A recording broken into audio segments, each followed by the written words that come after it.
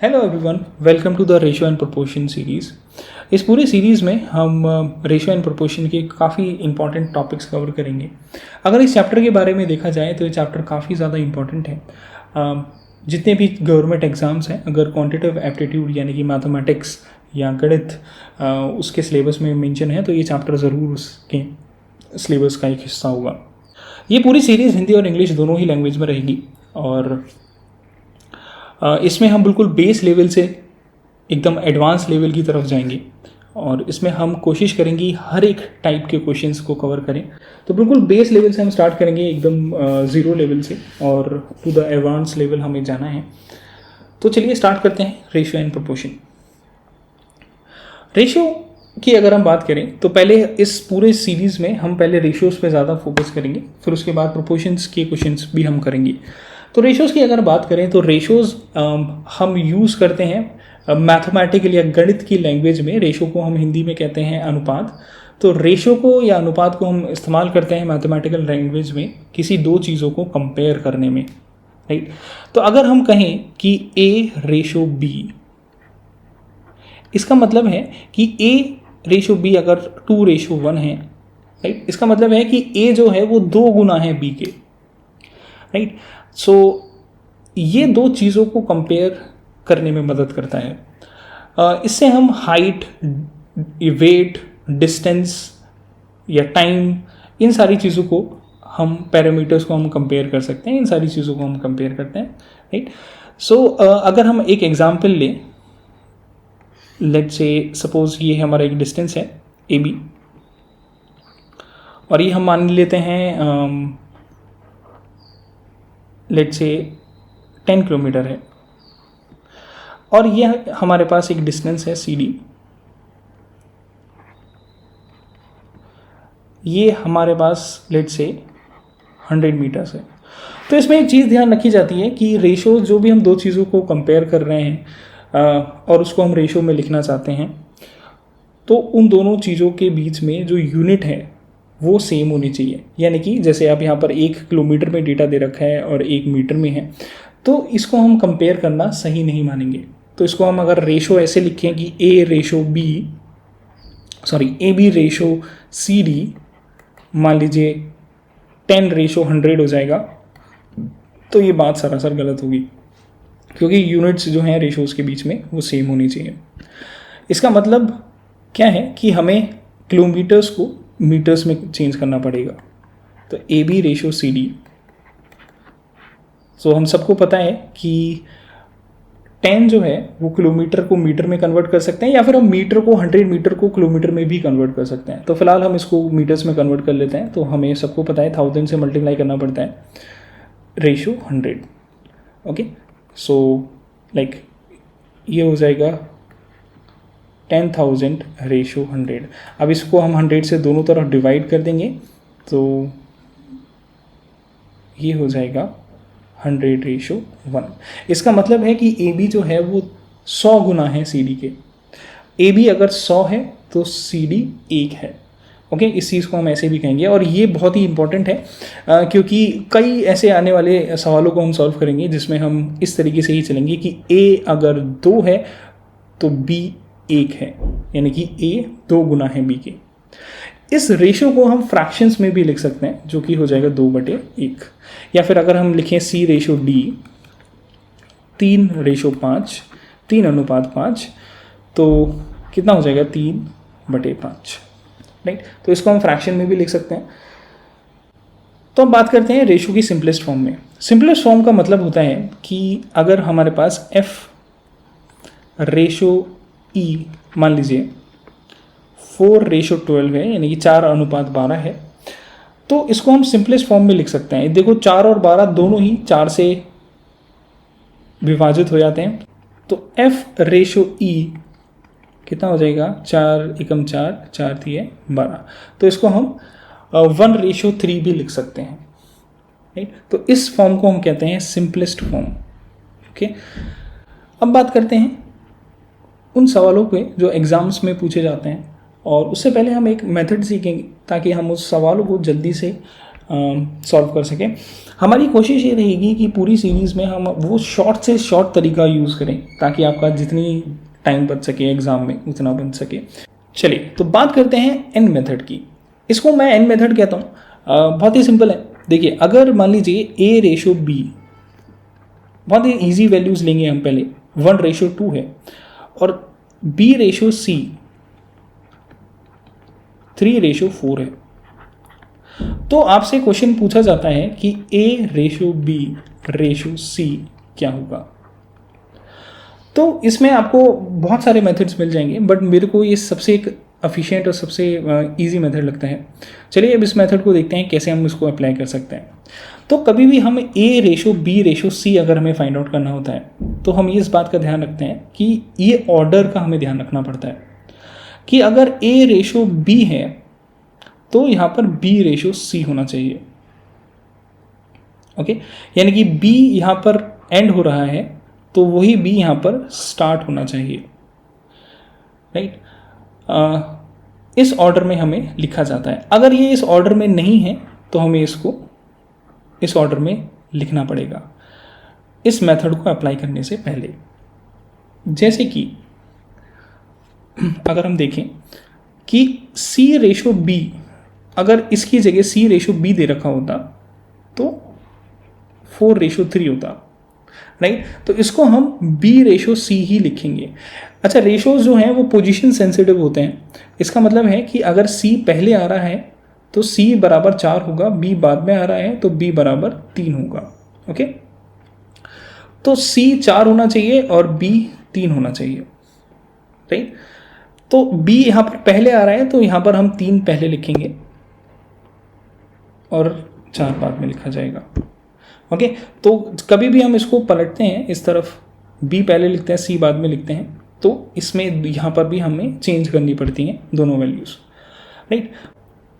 बात करते हैं अब इस वापस क्वेश्चन पे आते हैं। तो अगर यहाँ पर A/B दे रखा है 1/2 तो यहाँ पर B/C ही होना चाहिए, राइट। नाउ इस मेथड को मैं यूजुअली N मेथड कहता हूँ, बट यहाँ पर ये एक्चुअली N नहीं, यहाँ पर उल्टा N बनता है। तो वो मेथड है इस तरीके से। इसका मतलब है कि 1 को 3 से गुणा करेंगे, 3 की 2 से और 2 को 4 से, राइट। तो 1 को 3 से गुणा करेंगे तो हमें A की वैल्यू आ जाएगी, राइट। तो यहाँ पर हम लिखते हैं A/B/C। तो 1 की पहले हम 3 से गुणा करेंगे, या आप इसको चाहें ऐसे नोट भी कर सकते हैं, राइट। तो ये प्रोसेस रहता है।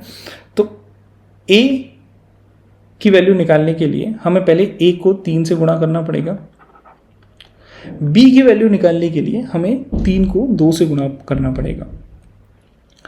तो अगर ये पैटर्न फॉलो हो रहा है, राइट, तो 3 गुणा 2 हमें करना पड़ेगा।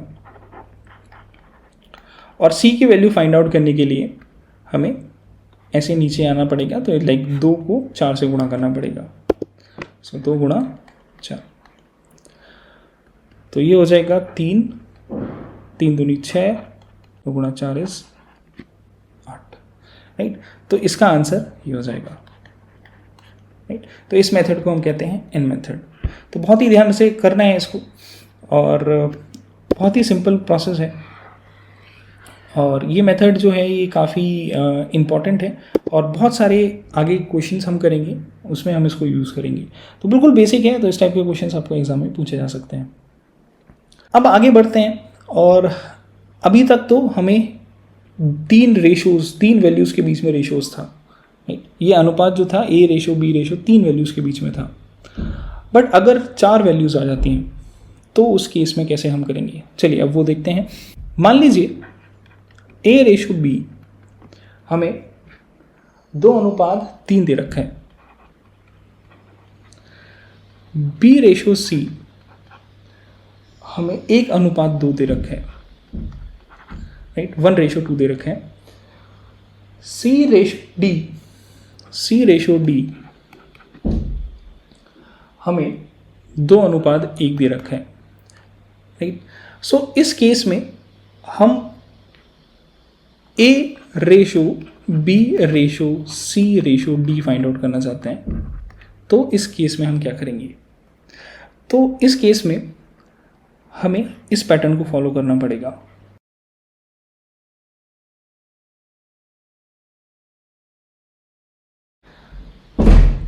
तो फाइनली हमें किसकी वैल्यू निकालनी है, ए ratio B ratio C ratio D की वैल्यू हमें फाइंड आउट करनी है।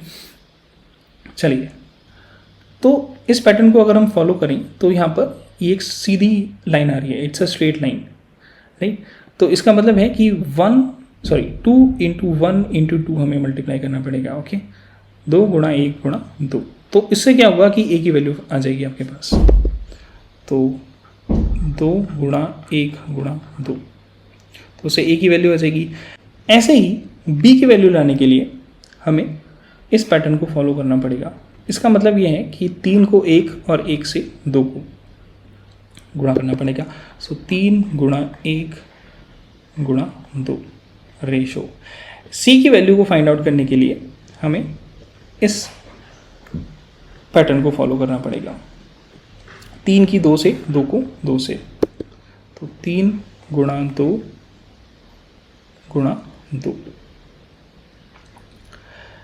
ऐसे ही डी की वैल्यू को फाइंड आउट करने के लिए हमें इस पैटर्न का फॉलो करना पड़ेगा। इसका मतलब है 3 की 2 से, 2 को गुणा 1 से, 3 गुणा 2 गुणा 1। चलिए, तो कितना हो जाएगा, 4 गुणा 6 गुणा 3 दूनी 6 दूनी 12 गुणा 6, राइट। अभी ये हमारा आंसर नहीं हुआ है, इसको हम सिंपलेस्ट फॉर्म में भी लिख सकते हैं। जैसे कि आप देख सकते हैं कि सारे नंबर्स को 2 से डिवाइड किया जा सकता है। तो 2 2 ज़ा 4, 2 3 ज़ा 6, 2 4 2 6 ज़ा 12, 2 3 ज़ा 6। तो ये हमारे पास फाइनल आंसर होगा, राइट। तो इस मेथड को हम इस्तेमाल करते हैं, बट इस मेथड में भी हमें ये चीज़ ध्यान रखनी पड़ती है कि अगर यहाँ पर बी से एंड हो रहा है तो यहाँ बी से स्टार्ट होना चाहिए, सी से एंड हो रहा है तो यहाँ सी से स्टार्ट होना चाहिए, राइट। तो ही हम इस मेथड को अप्लाई कर पाएंगे। अच्छा, इसमें बहुत ही एक अच्छा क्वेश्चन बनता है कि मान लीजिए आपको ए रेशो डी पूछा जा सकता है डायरेक्टली, तो उसके लिए आपको ये पूरे इतने सारे रेशोज़ निकालने की ज़रूरत नहीं है। तो ए की वैल्यू हम सबको पता है कि किस तरीके से आएगी, सीधी इस लाइन को अगर हम फॉलो करेंगे तो यहाँ पर ये हमें ए की वैल्यू दे देगा। तो इस लाइन को यानी कि हमें 2 इंटू 1 इंटू 2 करना पड़ेगा। तो डायरेक्टली आप ए की वैल्यू निकाल सकते हैं 2 इंटू 1 इंटू 2। और डी की वैल्यू फाइंड आउट करने के लिए हमें सीधा इस लाइन को फॉलो करना है। तो इस लाइन से हमें डी की वैल्यू डायरेक्ट आ जाएगी। तो इसका मतलब है 3 इंटू 2 इंटू 1, सो 4 रेशो 6 आ जाएगा। और इसको हम 2 से डिवाइड कर सकते हैं, 2 रेशो 3 इसका आंसर होगा। तो अगर डायरेक्टली ए रेशो डी पूछा जाता है क्वेश्चन में तो आप डायरेक्टली इस तरीके से निकाल सकते हैं, राइट। तो अभी हमने देखा कि रेशो जो है यहाँ पर 4 वैल्यूज़ के बीच में आता है, तो हम इस मेथड को यूज़ करते हैं। अगर मान लीजिए 5 वैल्यूज़ आ जाती हैं तो उस केस में क्या होगा। तो अगर ए रेशो बी, मान लीजिए 2 रेशो 3 दे रखा है, बी रेशो सी 1 रेशो 2 दे रखा है, सी रेशो डी हमें 2 रेशो 1 दे रखा है, डी रेशो ई हमें 3 रेशो 2 दे रखा है। तो उस चीज़ में हमें A ratio B ratio C ratio D ratio ई पूछा जाए तो इसका आंसर क्या होगा।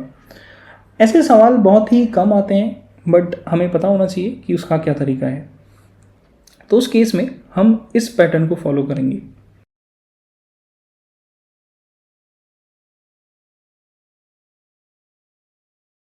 इस पैटर्न में ए की वैल्यू आपको सीधा इस सब नंबर्स को मल्टीप्लाई करने पे आएगी, बी की वैल्यू आपको इस सब नंबर्स को मल्टीप्लाई करने पे आएगी, यानी कि 3 इंटू 1 इंटू 2 इंटू 3। सी की वैल्यू जो कि इस पैटर्न को फॉलो करती है, जो कि आपको इस पैटर्न को फॉलो करने पे आएगी। टी की वैल्यू आपको इस पैटर्न को फॉलो करने पे आएगी। एंड फाइनली ई की वैल्यू आपको इस पैटर्न को फॉलो करने पे आएगी। चलिए तो निकालते हैं।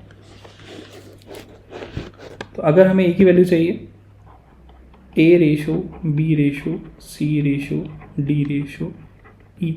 तो अगर हमें ए की वैल्यू चाहिए तो हमें इस पैटर्न को फॉलो करना पड़ेगा, यानी कि 2 into 1 into 2 into 3। Okay, P की वैल्यू चाहिए तो हमें इस पैटर्न को फॉलो करना पड़ेगा। इसका मतलब है 3 इंटू 1 इंटू 2 इंटू 3। सी की वैल्यू अगर हमें चाहिए तो हमें इस पैटर्न को फॉलो करना पड़ेगा।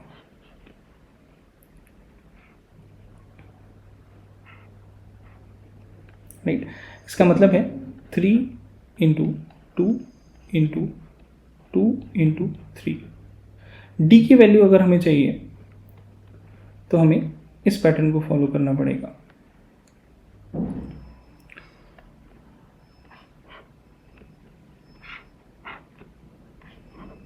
राइट, इसका मतलब है 3 इंटू 2 इंटू 1 इंटू 3। एंड ई की वैल्यू अगर हमें चाहिए तो फाइनली हमें इस पैटर्न को फॉलो करना पड़ेगा, जो कि हो जाएगा 3 इंटू 2 इंटू 1 इंटू 2। तो डायरेक्टली फाइनली हमारा answer A ratio B ratio C ratio D ratio E कितना हो जाएगा, जो कि हो जाएगा 12 रेशो 18 रेशो 36 रेशो 18 रेशो 12। इसको हम पूरे को 6 से डिवाइड कर सकते हैं। 6 2 ज़ा 12, 6 3 ज़ा 18, 6 6 ज़ा 36, 6 3 ज़ा 18 एंड 6 2 ज़ा 12। तो ये फाइनली हमारा आंसर होगा। बहुत ही सिंपल सा मेथड है, बस आपको इस पैटर्न को याद रखना है। इसी क्वेश्चन को हम दूसरे तरीके से भी सॉल्व कर सकते हैं। चलिए वो तरीका भी देख लेते हैं जल्दी से, बहुत ही सिंपल है।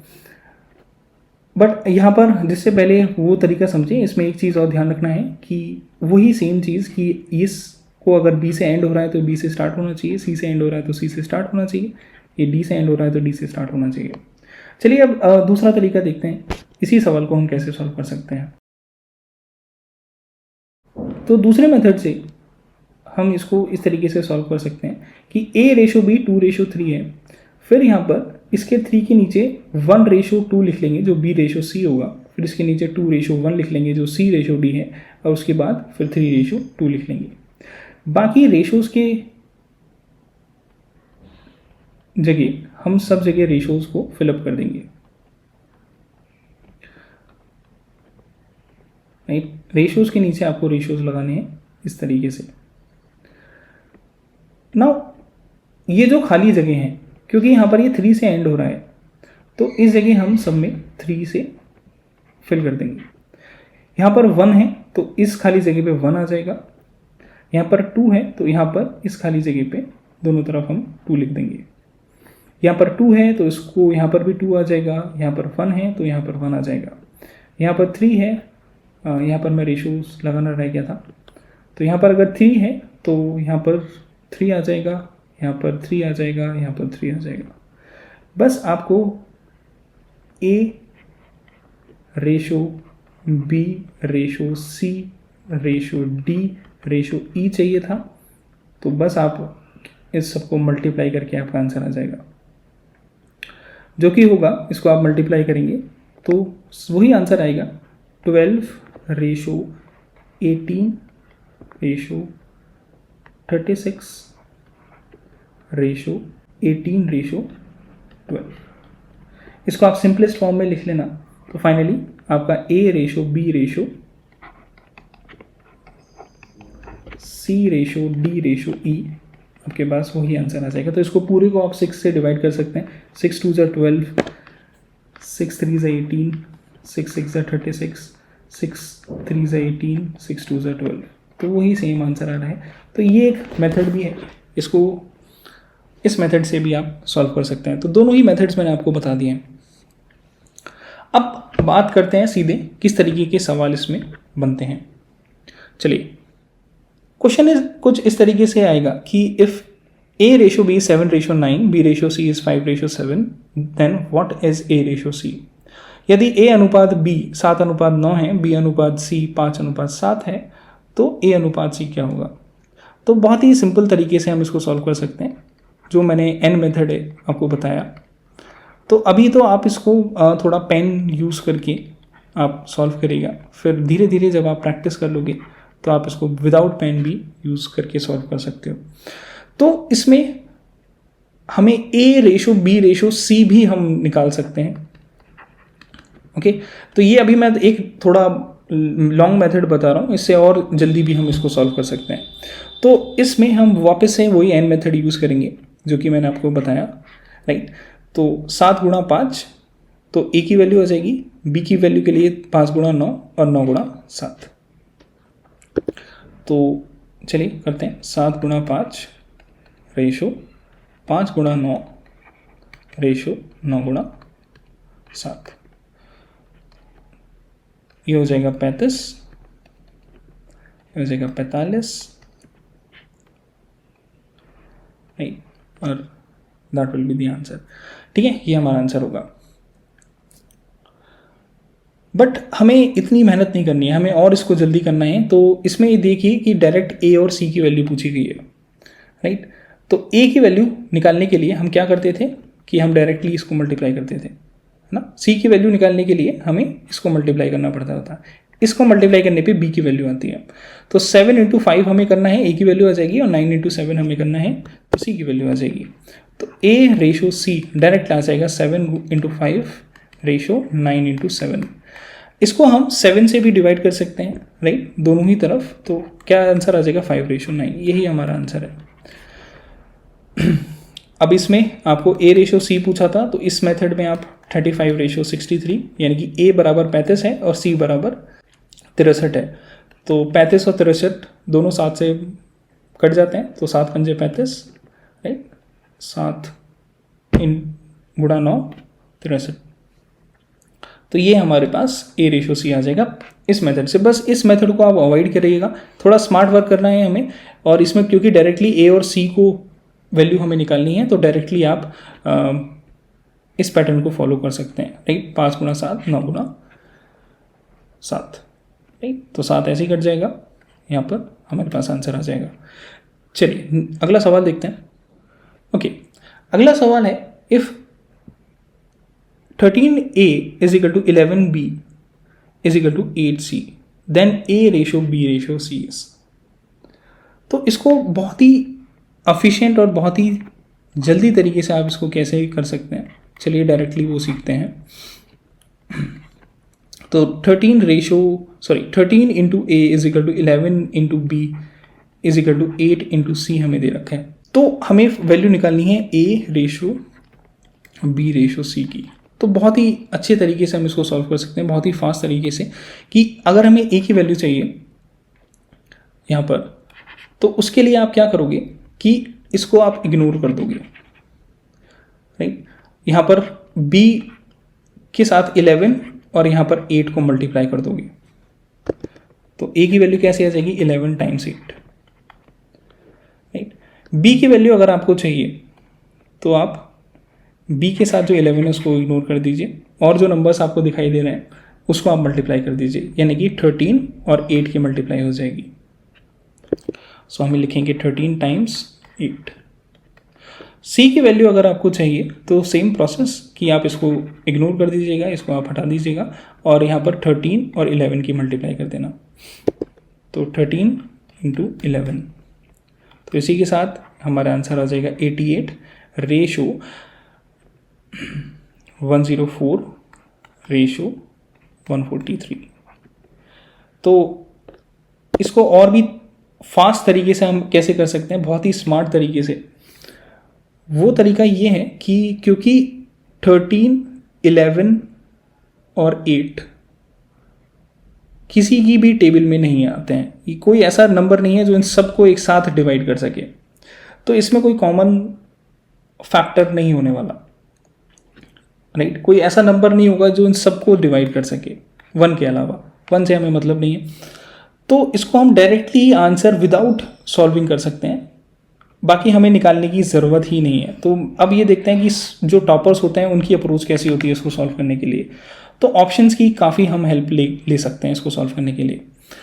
तो हमें पता है कि ए की वैल्यू के लिए हम 13 को हटाएंगे और 11 इंटू 8 मल्टीप्लाई हमें करना पड़ेगा। और इन सभी ऑप्शंस में से सिर्फ एक ही ऐसा ऑप्शन है जिसके पास 11 इंटू 8 है, राइट, जो कि 88 है। बाकी सभी ऑप्शंस में कहीं पर भी 88 नहीं आ रहा। तो आप कहेंगे कि ऐसे भी तो हो सकता था कि ये बाद में डिवाइड हो सकते थे किसी नंबर से, फिर उसके बाद कुछ और आंसर आ सकता था। बट क्योंकि कोई ऐसा नंबर है ही नहीं जो इन सबको डिवाइड कर सके, तो इसलिए हम स्मार्ट तरीके से इसको ऑप्शन नंबर सी को चूज़ करेंगे विदाउट इवन सॉल्विंग दिस। तो हमें इन सबको सॉल्व करने की ज़रूरत ही नहीं है। तो यहाँ पर हमारा बहुत टाइम बच सकता है। बस आपको ए की वैल्यू निकालनी थी जो कि हो जाएगी 11 इंटू 8, जो कि 88 यहाँ पर शो हो रहा है। तो इसलिए ऑप्शन नंबर सी पे आप टिक करके आगे चल सकते हैं। तो ऑप्शंस की हेल्प से हम बहुत जल्दी क्वेश्चंस को सॉल्व कर सकते हैं। चलिए, तो फाइनली ये हमारा आंसर है, that is option number C. चलिए आगे चलते हैं अगले क्वेश्चन पे। ओके, अब ये क्वेश्चन है कि ए रेशो बी 3:4 है, बी रेशो सी 5:6 है, सी रेशो डी 2:3 है, then A ratio B ratio C ratio D क्या होगा।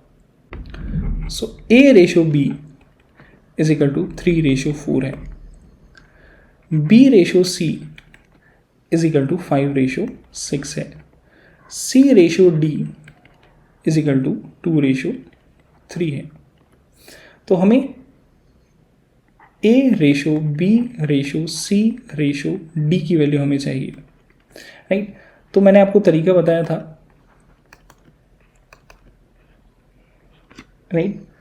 तो इसमें अगेन वही पैटर्न हम फॉलो करेंगे,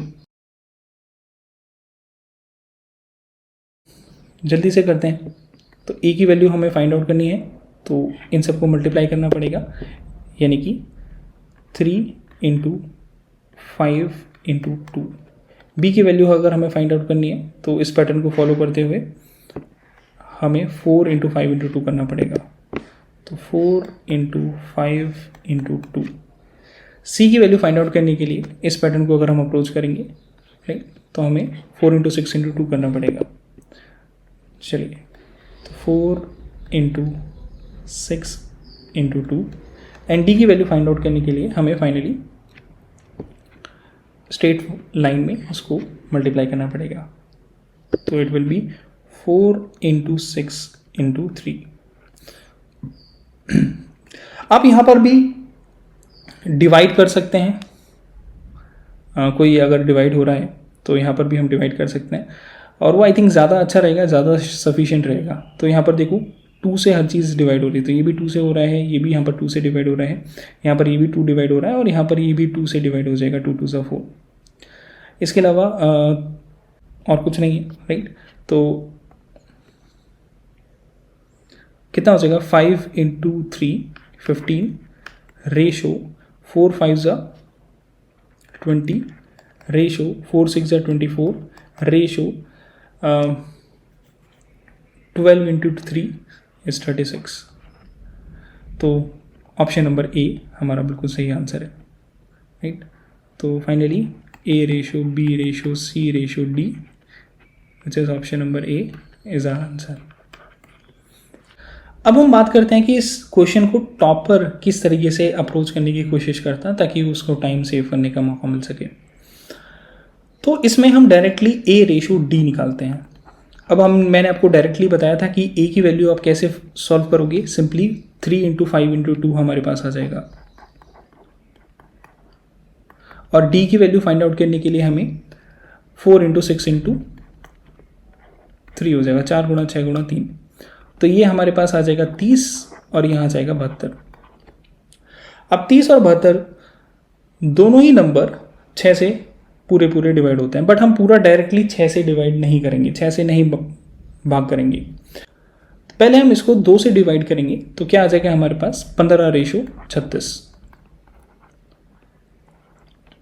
अब 15:36 तो हमें एक ऑप्शन में दिखाई दे रहा है, बट अगर हम इसको और फर्दर डिवाइड करें 3 से, तो कितना आ जाएगा 5:12, 5:12। बट 5:12 किसी ऑप्शन में हमें दिखाई नहीं दे रहा। तो चांसेस आर, ये बहुत ज़्यादा चांसेस हैं कि ए ऑप्शन बिल्कुल सही है, क्योंकि 15 और 36 यहाँ हमें दिखाई दे रहा है, यही हमारा आंसर हो सकता है।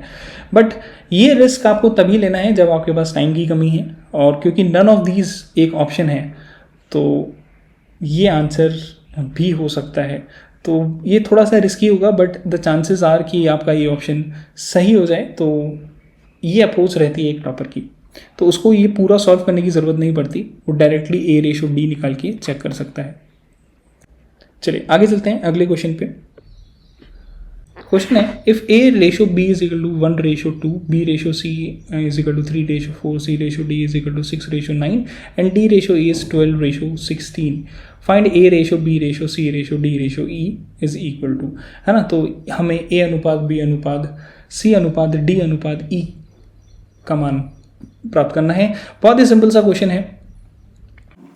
तो इसमें ए रेशो बी, बी रेशो सी, सी रेशो डी, डी रेशो ई, हम ये वैल्यूज लिख लेते हैं। तो 1:2 है, यहाँ पर 3:4 है, यहाँ पर 6:9 है, और फाइनली 12:16 है। अच्छा 12:16 है हमारे पास डी रेशो ई, जो कि दे रखा है 12:16। तो इसमें देखा जाए तो 4 से डिवाइड हो सकता है, 4 3s are 12 and 4 4s are 16। तो इसको हम 4:3 लिख सकते हैं, सॉरी 3:4 लिख सकते हैं। तो चलिए यहाँ पर लिख लेते हैं 3:4, राइट। अब हमें डायरेक्टली ए ratio B ratio C ratio D ratio ई हमें फाइंड आउट करना है। देखो यहाँ पर बहुत ही सिंपल सा हमें ध्यान रखना है कि ये रूल फॉलो हो रहा है, यानी कि कंटिन्यूस है। बी डी यहाँ पर है तो डी यहाँ पर होना चाहिए। ओके, तो बिल्कुल सही है सब चीज़ें। चलिए अप्लाई करते हैं। सो हमें पता है हम वाला रूल अप्लाई करेंगे, राइट। सो ए की वैल्यू को निकालने के लिए हमें इन सबको मल्टीप्लाई करना पड़ेगा। सो जो कि हो जाएगा 1 × 3 × 6 × 3। बी की वैल्यू के लिए हमें इन सबको मल्टीप्लाई करना पड़ेगा उस रूल के अकॉर्डिंग। तो इसका मतलब हो जाएगा 2 × 3 × 6 × 3। डी की वैल्यू के लिए, सॉरी सी की वैल्यू के लिए हमें इन सबको मल्टीप्लाई करना पड़ेगा, जो कि हो जाएगा 2 × 4 × 6 × 3। डी की वैल्यू के लिए हमें इन सबको मल्टीप्लाई करना पड़ेगा,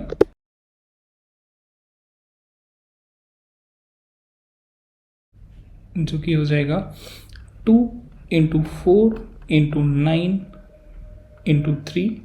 और डी की वैल्यू के लिए हमें इन सबको मल्टीप्लाई करना पड़ेगा, जो कि हो जाएगा 2 × 4 × 9 × 4। चलिए अब कोशिश करेंगे कि यहीं पर ही हम चीज़ें कैंसिल आउट कर दें अगर कुछ कॉमन हो रहा है तो। देखो आई थिंक 3 सभी में ही कैंसिल आउट हो जाएगा, राइट। और यहाँ पर 3 3s are 9 हो जाएगा। बाकी 2 भी आई थिंक सभी में कैंसिल आउट हो जाएगा। सो यहाँ पर 2 3s are 6 हो जाएगा, यहाँ 2 कैंसिल आउट हो जाएगा सब में, तो ये भी 2 एंड ये भी 2 कैंसिल आउट हो जाएगा। आई थिंक एक बार और हम 3 से सबको कैंसिल आउट कर सकते हैं, तो चलिए वो भी कर देते हैं।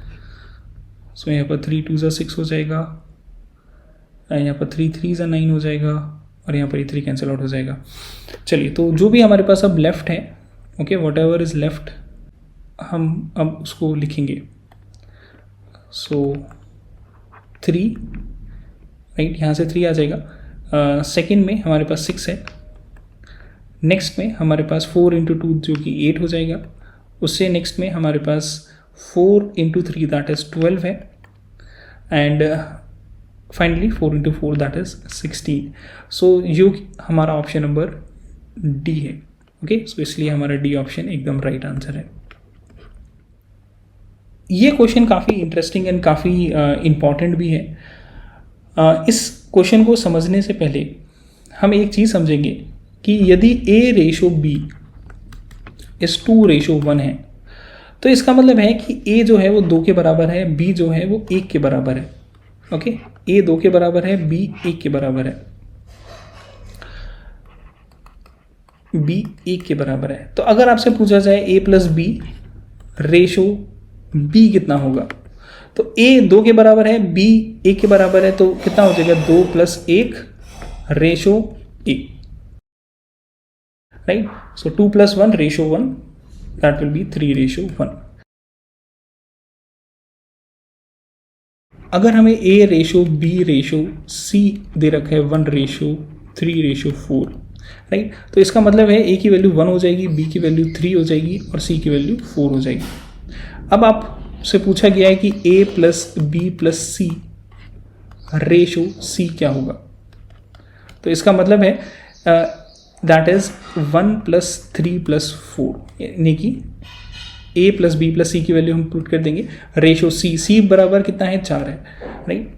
तो आंसर हमारे पास आ जाएगा तो 8:4 जो कि हो जाएगा 2:1, राइट। 4 से डिवाइड करेंगे तो इसलिए हमारा ऑप्शन नंबर डी बिल्कुल सही होगा। ओके, तो बहुत ही सिंपल सा कॉन्सेप्ट है और ये चीज़ हमें काफ़ी ज़्यादा हेल्प करेगी और क्वेश्चंस को सॉल्व आउट करने के लिए। तो कभी भी ऐसे दे रखा होता है तो हम मानते हैं कि a बराबर 1 होगा तो b बराबर 3 होगा तो c बराबर 4 होगा।